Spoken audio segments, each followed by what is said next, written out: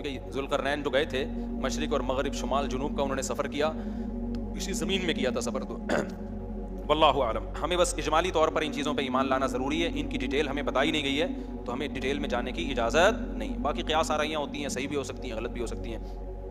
اچھا, تو میں یہ عرض کر رہا تھا کہ 309 سال وہ سوئے ہیں. وَنُقَلِّبُهُمْ ذَاتَ الْيَمِينِ وَذَاتَ الشِّمَالِ. اللہ کہتے ہیں ہم ان کو پلٹتے تھے, اب ادھر کو کروٹ لے کے سوچو, اب ادھر. وَكَذَلِكَ بَعَثْنَاهُمْ. 309 سال کے بعد ان کو اللہ نے جگایا, پوری حکومت بدل گئی, پوری حکومت کا تختہ پلٹ گیا. اب جب 309 سال کے بعد اٹھے ہیں تو پیٹ کمر سے چپکا ہوا ہے, ٹھیک ہے نا, بھوک لگ رہی ہے ٹائٹ والی. تو کیا کہتے ہیں, کم لبستم. پہلے آپس میں کہنے لگے ہم کتنا سوئے ہیں, ہم کتنا سوئے ہیں. ایک نے کہا لبثنا یومن او بعض یوم, یا تو پورا دن سوئے ہیں, کیونکہ سورج جب ہم سوئے تھے تو یہاں تھا, اب یہاں ہیں. لیکن جب یہاں ہیں تو اس کا مطلب پورا دن تو نہیں سوئے ہم, پورا چکر تو ہو جانا چاہیے تھا نا. مثال کے طور پر وہ سوئے تھے مغرب کے وقت اور آنکھ کھل رہی ہے اشراق کے وقت. اب کنفیوز ہو رہے ہیں نا کہ یار اگر ہم تھوڑا سوئے ہیں تو یہ تو ہمیں لگ رہا ہے بہت زیادہ سوئے ہیں, 24 گھنٹے سے زیادہ تو سو نہیں سکتا کوئی. تو کہنے لگے یا تو ہم پورا ایک دن سوئے ہیں یا شاید اس سے کم سوئے ہیں. کم سونے پر یہ اعتراض ہو رہا ہے کہ نیند تو بڑی شاندار طریقے سے پوری ہوئی ہے, 4-6 گھنٹے میں ایسی ہوتی نہیں ہے.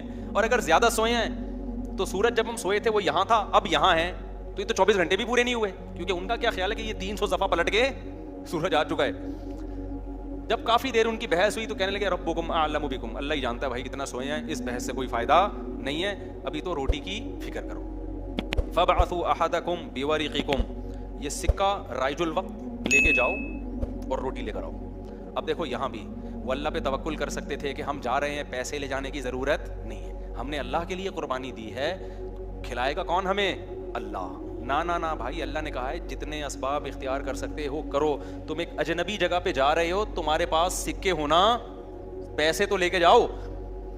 عربوں میں نا جب زمانے جاہلیت میں حج ہوتا تھا تو دور دور سے جو عرب قبیلے بیت اللہ آتے تھے پیسے نہیں لے کے آتے تھے ساتھ میں, کہتے تھے کہ ہم اللہ کے گھر کی زیارت کے لیے جا رہے ہیں تو کھلائے گا کون ہمیں, اللہ, ہم پیسے نہیں لے کے جائیں گے. یہ تو توکل کے خلاف ہے یار, اللہ کے مہمان. وہ مثال ایسے دیتے تھے جیسے آپ اپنی نانی کے جا رہے ہو اور اپنی کھانا ساتھ لے کے جا رہے ہو, تو نانی کو غصہ آئے گا نا, بیٹا میں نے تیری دعوت کی ہے تو کھلاؤں گی کون, میں کھلاؤں گی تجھے, تو اپنے ساتھ کھانا کیوں لے کر آیا ہے. تو کہتے تھے جب ہم کسی کے مہمان ہوتے ہیں تو کھانا ساتھ نہیں لے کے جاتے, میزبان کا کام ہے, تو ہم اللہ کے گھر پہ جا رہے ہیں, ہم پیسے لے کے نہیں جائیں گے, اللہ پہ توکل کریں گے.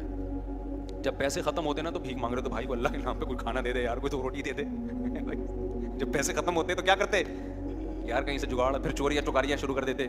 تو قرآن میں اللہ نے آیت نے نازل کی وَتَزَوَّدُوا, جب حج کے لیے جاؤ تو زاد راہ لے کے جاؤ, پیسے لے کے جاؤ. کیوں, فَإِنَّ خَيْرَ الزَّادِ التَّقْوَىٰ, سب سے بہترین زاد راہ تقویٰ ہے. وہ توکل جو تمہیں بھکاری بنا دے, گناہگار, کیونکہ بھکاری پن یہ تقویٰ کے خلاف ہے. تو پہلے تقویٰ کی فکر کرو کہ لوگوں کے سامنے ہاتھ نہ پھیلانے پڑے. تو ان کو بتا دیا اللہ نے صحابہ کو کہ توکل کا یہ مطلب نہیں ہے کہ دنیا میں اسباب اختیار نہ کرو, حج پہ جا رہے ہو تو پیسے لے کے جاؤ سارا. تبھی فقہا کہتے ہیں, فقہا نے دین کو خوب سمجھائے کہ حج صرف اس پہ فرض نہیں ہو جاتا کہ آنے جانے کا انتظام ہو جائے, نا نا نا, حج اس پہ فرض ہوگا آنے جانے کا انتظام بھی, راستے میں کھانے کا انتظام بھی, اور جتنے دن آپ گھر کی مارکیٹ سے شارٹ رہو گے بیوی بچوں کے کھانے کا بھی انتظام.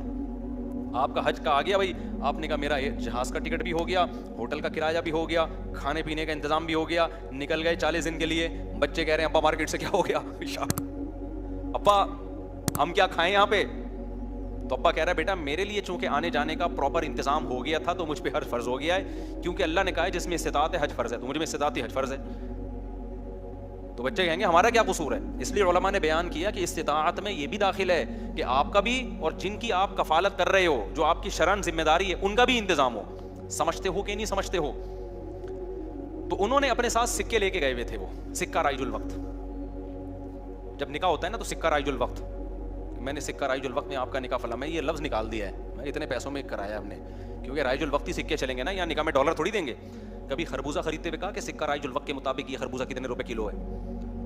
جیسے وہاں سیدھا سیدھا بولتے ہو بھائی خربوزہ کتنے روپے کلو ہے, تو مہر میں بھی وہی ہے. جب پاکستان میں شادی ہو رہی ہے تو پاکستانی روپے میں ہی ہوگی, اس میں الگ سے سکہ رائج الوقت بتانے کی ضرورت نہیں. لوگ کہہ رہے تو سکہ رائج الوقت کے مطابق, تو وہاں سے میری زبان پہ یہ آیا ہے. تو انہوں نے کہا بھائی یہ سکہ رائج الوقت ہے, اس کو لے کے جاؤ اور کھانے پینے کا انتظام کرو.